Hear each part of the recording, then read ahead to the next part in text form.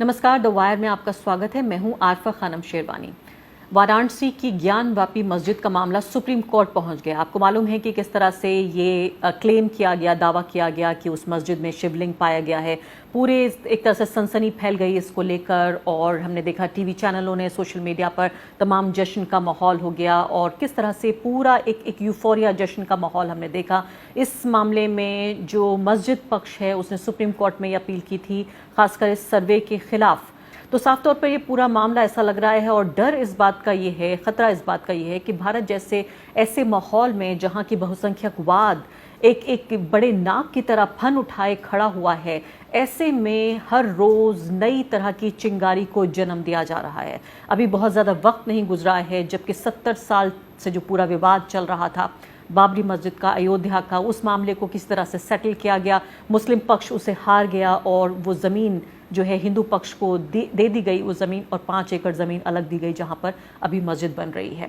उसको भी बहुत दिन नहीं गुजरे जबकि दूसरा फिर मामला ये शुरू कर दिया गया जो काशी को लेकर है, बनारस को लेकर है। ज्ञानवापी मस्जिद का मामला, कहा जा रहा है कि इस जगह पर मंदिर तोड़ के इसे मस्जिद बनाया गया और हम तमाम वो ज़मीनें, वो तमाम हम स्ट्रक्चर्स, उन तमाम मंदिरों को हम वापस लेंगे जो कि मंदिर तोड़ के मस्जिद बनाए गए हैं। हालांकि भारत का जो कानून है वो साफ तौर पर ये कहता है, और यही जो मस्जिद कमेटी है उसने यही बात, यही पक्ष अपना अदालत में रखा कि जब साफ तौर पर कानून ये कहता है, 1991 का जो कानून है वो ये कह रहा है कि किसी भी जो जगह है, मुस्लिम बॉडी ने कहा है, जो मुस्लिम पक्ष उन्होंने कहा कि places of worship special provisions act 1991 में कहा गया है कि 1947 में 15 अगस्त 1947 को जिस भी जो धार्मिक जगह है उसका जो चरित्र है वो वही बना रहेगा। अगर वो मंदिर है तो मंदिर रहेगा, मस्जिद है तो मस्जिद रहेगी, चर्च है तो चर्च रहेगा, गुरुद्वारा है तो गुरुद्वारा रहेगा। इसको इन्होंने बेसिस बनाते हुए वो कोर्ट में गई थी। ये तो इस पूरे मामले को किस तरह से जो राजनीतिक मकसद के लिए जो आगे बढ़ाया जा रहा है, हिंदू संगठनों के जरिए, मैं कहूँगी हिंदुत्व के जो संगठन हैं उनके जरिए आगे बढ़ाया जा रहा है, ताकि 2024 में कहीं ना कहीं जो हित है वो साधा जाए भाजपा के लिए और भाजपा समर्थित जो पूरा समूह है उसके लिए। और इसी महत्वपूर्ण मुद्दे पर चर्चा के लिए हमारे साथ महंत राजेंद्र तिवारी जी मौजूद हैं, जो कि काशी विश्वनाथ मंदिर के महंत रहे हैं। वो कहते हैं कि वो अभी भी महंत हैं, हालांकि मामला अदालत में है, और ये भी समझना दिलचस्प है कि अदालत में मामला होने के बाद काशी विश्वनाथ मंदिर का कोई दूसरा महंत उनके बाद नहीं आया है। सिर्फ जो पूजा पाठ का काम है वो वहां पुजारी करते हैं, सरकार के जरिए अपॉइंट किए हुए। राजन जी, सबसे पहले तो मैं आपसे ये जानना चाहती हूँ कि आप जिस नगरी में वहां बैठे हुए हैं, पूरा देश ही नहीं पूरी दुनिया की नजरें इस जगह पर लगी हुई हैं। ये पूरा जो विवाद चल रहा है काशी विश्वनाथ के बराबर में ज्ञानवापी मस्जिद को लेकर, जिसको एक पक्ष कह रहा है कि वो मंदिर है और बाकायदा शिवलिंग पाए जाने की पूरी सनसनी फैला दी गई है, आपका क्या कहना है इस पर? देखिए, ये सनसनी फैलाना, इस तरीके का कहानी गढ़ना, ये इन लोग की फितरत है। सवाल इस बात का नहीं है।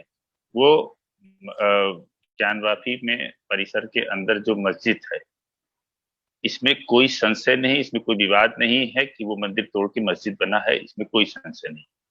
लेकिन आज जो जिस तरीके का विवाद खड़ा किया जा रहा है कि मंदिर के सर्वे में, मस्जिद के सर्वे में वहां पर शिवलिंग मिला, और कल एक डिबेट में हमसे कहा गया कि आप कह दीजिए कि ये शिवलिंग वही है जो विश्वनाथ मंदिर में, उस ज्ञानवापी विश्वनाथ मंदिर में था।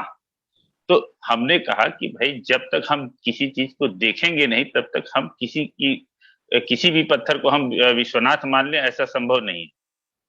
और इस तरीके का वितांडव खड़ा करके पूरे देश में पूरी मीडिया एक तरीके से ऐसे प्रदर्शित कर रही है कि ये खोज निकाले विश्वनाथ को लेके आ गए। जैसे अभी पिछले दिनों एक कहानी गढ़ा गया कि जो राम को लाए हैं, तो कल के दिन ये कहानी कहेंगे कि ये विश्वनाथ को लाए हैं। तो सबसे बड़ी चीज इस देश के अंदर है कि विश्वनाथ को लाने वाला इस पृथ्वी पर कोई पैदा नहीं हुआ है। और अगर विश्वनाथ के बारे में जानना होगा तो इनको पहले इतिहास को पढ़ना होगा, काशी शिव पुराण को पढ़ना होगा, क्योंकि ये पढ़ते लिखते तो कुछ है नहीं। इनके संघ के कार्यालय में जो पढ़ाया जाता है वही पढ़ते हैं और उसी के बारे में विश्लेषण करते हैं और उसको ही प्रचारित करते हैं। धर्म से दूर दूर तक कोई इनका सनातन धर्म से लेना लादना नहीं। जितना मंदिर, विश्वनाथ मंदिर कॉरिडोर बनाने में जितने विग्रहों को, देव विग्रहों को तोड़े हैं, उतना विग्रह शायद औरंगजेब ने भी नहीं तोड़े होंगे। लेकिन खैर, जिस चीज को प्रचार मिलता है वही सार्वजनिक होता है, वही उसी को सत्य मान लिया जाता है आज के जमाने में जो स्थिति तो है। राजेंद्र तिवारी जी, इसको लेकर जो ऐतिहासिक साक्ष्य हैं वो अलग अलग हैं कि अकबर और औरंगजेब के कार्यकाल में, उनके जब वो भारत पर राज कर रहे थे, और ये 16वीं शताब्दी। जी।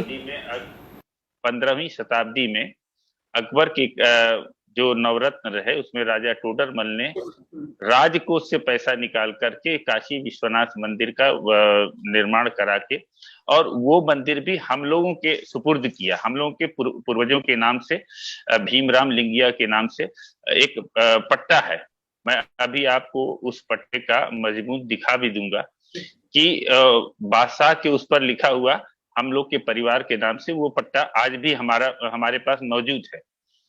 और जब औरंगजेब काल में 1669 68-69 ईस्वी में जब वो मंदिर को तोड़ा गया, तो उस समय बनारस के सूबेदार राजा जय सिंह हुआ करते थे।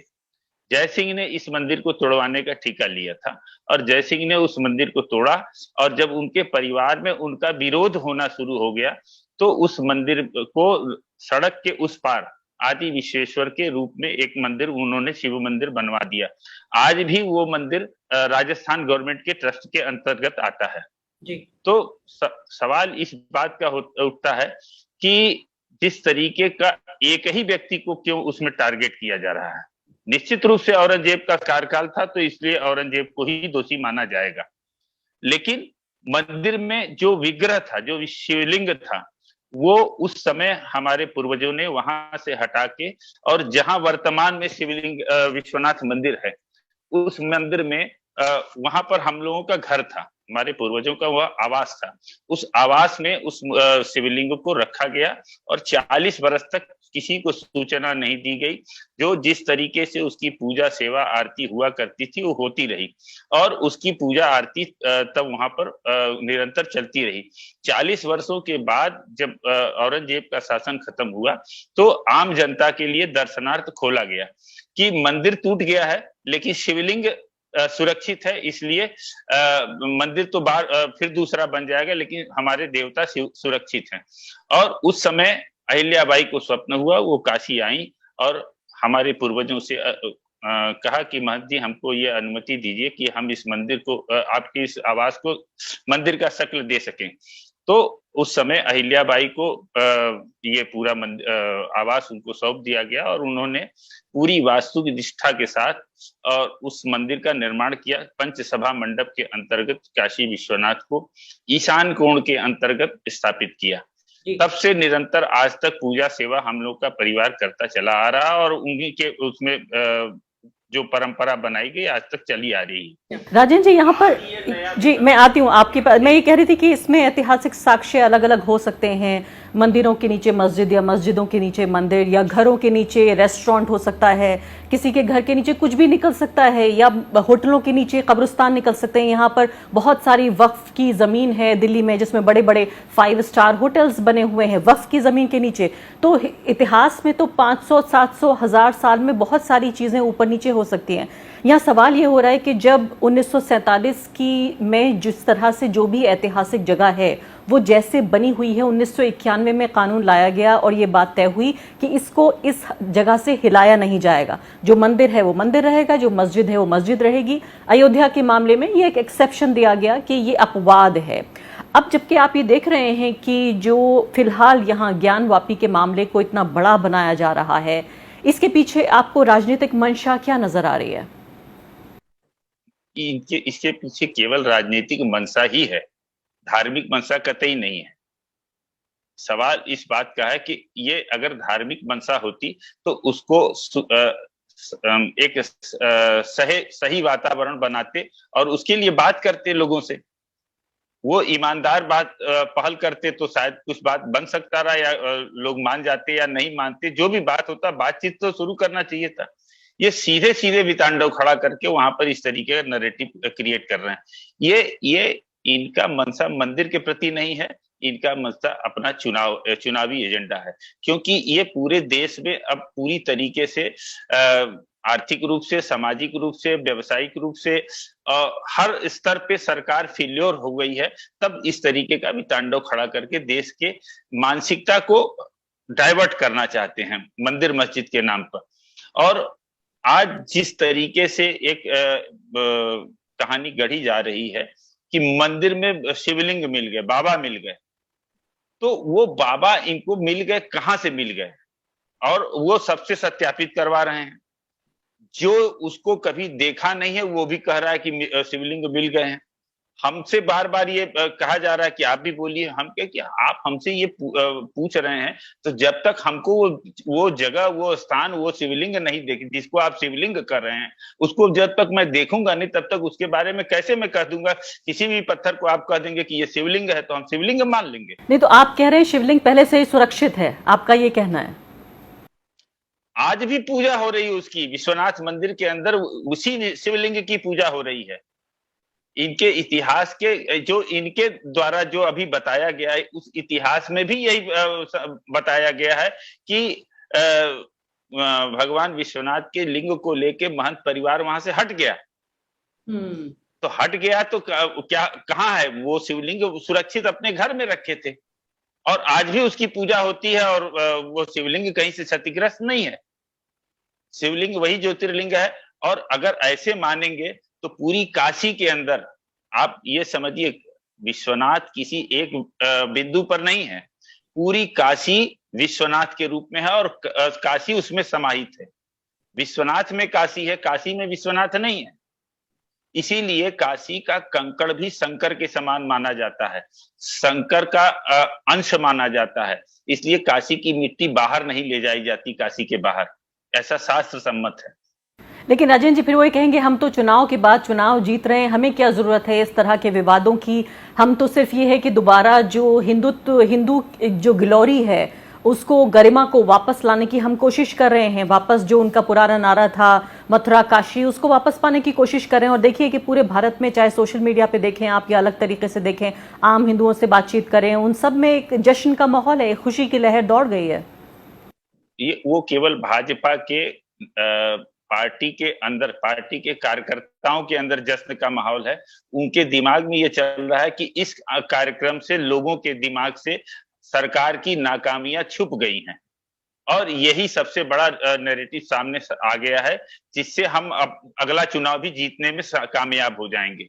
ये उन पार्टी के कार्यकर्ताओं के, जनमानस के अंदर ऐसा कोई वो नहीं है। अगर जो बौद्धिक वर्ग है वो इस पर चिंतन कर रहा है कि आखिर वो तालाब में कैसे मिल गया, जो तालाब एकदम ओपन है, सामने है, सार्वजनिक है, पूरे सैकड़ों साल से उस तरीके से अनवरत चला आ रहा है। मान लीजिए कि अगर वो शिवलिंग है, तो सैकड़ों साल से मुस्लिमों के अंडर में वो तालाब चला आ रहा है। अगर कोई विवादित सामान वहां होगा तो उसको वो हटा नहीं देंगे। अगर जो उनको कल के दिन परेशान कर सकता है वो सामान अगर कुछ है तो हटा नहीं देंगे। लेकिन ऐसा कुछ भी नहीं था। वो अब क्या था, जबकि हम उसको देखे नहीं, तो उसके बारे में हम कोई कमेंट नहीं कर सकते कि क्या वो था क्या नहीं था। और ये सारे रिपोर्ट, जो जांच रिपोर्ट थे, जो सर्वे हुए थे, उसके रिपोर्ट 17 को प्रस्तुत करने थे, ये 16 को ही प्रस्तुत करके उस पर आदेश भी करा लिया गया। ये हमको लगता है कि सारे कार्रवाई पूरी नियोजित थी। लेकिन हम एक प्रश्न और करना चाहते हैं कि ये बात तो सर्वे का रिपोर्ट कितनी अच्छी तरीके से, कितनी जल्दी हो गया, कितना जल्दी उस पर फैसला आ गया, ये माननीय न्यायाधीश पर हम कोई प्रश्न चिन्ह नहीं करना चाहते हैं। लेकिन यही न्यायालय कल के दिन बनारस के अंदर कॉरिडोर के निर्माण के समय 5 गणेश की, दुर्मुख विनायक, प्रमोद विनायक, सुमुख विनायक, सिद्ध विनायक, जो जिनकी पूजा करके पंचकोशी परिक्रमा शुरू होती थी, वो सारे विनायक अपने मूल स्थान से हटा दिए गए। और उस पर जब हम कोर्ट गए थे तो कोर्ट ने कहा आप विकास में बाधा डाल रहे हैं। ये न्यायपालिका का दोहरा चरित्र हमारे सामने आया। न्यायिक व्यवस्था थोड़ा सा प्रश्न चिन्ह लग गया, क्योंकि अगर आप विश्वनाथ मंदिर के अंदर शिवलिंगों को तोड़ें तो आप जायज हैं, आप विकास कर रहे हैं। कालांतर में क्या हुआ ये मैंने देखा नहीं। औरंगजेब के समय में इन लोगों ने तोड़ा, कैसे तोड़ा, इसमें कोई संशय नहीं कि मंदिर तोड़ के मस्जिद बना। लेकिन आपने जो मंदिर तोड़े हैं, मंदिर तोड़ के जो होटल बनवाए हैं, ये कहां से प्रासंगिक है? मंदिर के अंदर सैकड़ों कमरे का होटल बनाए हैं आपने, मंदिर तोड़ के मंदिर के अंदर आपने दुकानें निकलवाई हैं, तो ये कहां से जायज है? आप दोनों के चरित्र को देख लीजिए। अगर चरित्र देखना है मंदिर तोड़ने वालों की, तो जितना मंदिर औरंगजेब ने तोड़े हमने तो देखा नहीं, केवल सुनते हैं इतिहास में। आप जिस तरीके का इतिहास रखेंगे उस सामने दिखाई दे रहा है, एक मंदिर का प्रमाण मिलता है। आपने सैकड़ों मंदिर तोड़े हैं, उसका प्रमाण एक नहीं। लंका थाने में आप नाले में शिवलिंगों को फेंक दिए थे, वहां से बरामदगी करके हम लोग लंका थाने में लाए शंकराचार्य जी की शिष्य के उसमें, और आज भी वहां पूजा होती है। उनके तरफ से 2 बटुक रखे गए हैं, वहां पूजा करने लंका थाने में जाते हैं। राजन जी, आपको क्या लगता है, क्या शिवलिंग लंका थाने में पूजा जा रहा है? जी, आपको क्या लगता है कि इस विवाद को क्या नया अयोध्या विवाद बनाने की ये कोशिश हो रही है 2024 के चुनाव के मद्देनजर? इनका यही कोशिश है। इनके पास और कौन मुद्दा है? ये किस पर काम करेंगे, किस पर जनता का भाव सेंटीमेंट जगाएंगे? इनके पास और कोई मुद्दा नहीं है। आप इस तरह देखिए कि इस 5 दिन के अंदर जिस तरीके का माहौल इन्होंने पैदा किया, पूरे देश की मीडिया इसमें लग गई और इनको सत्य साबित करने के लिए। और इसके आड़ में 90,000 करोड़ खान में काम करने वाले कोयला के मजदूर, अधिकारी, इन सबों का जो पेंशन का पैसा था वो उठा के अनिल अंबानी को लोन कर दिया गया। आज हमने अखबार में पढ़ा। तो अब ये 2 चरित्र इनका सामने है कि इधर आप देश को समझा रहे हैं कि मंदिर बनवाना है और उधर देश का खजाना खाली किए जा रहे हैं अपने मित्रों को। राजन जी, जी हाँ, बहुत बहुत शुक्रिया राजन जी आपका द वायर से बातचीत के लिए, अपना समय देने के लिए। द वायर के और वीडियोस देखने के लिए सब्सक्राइब करें और बेल आइकन पर क्लिक करें।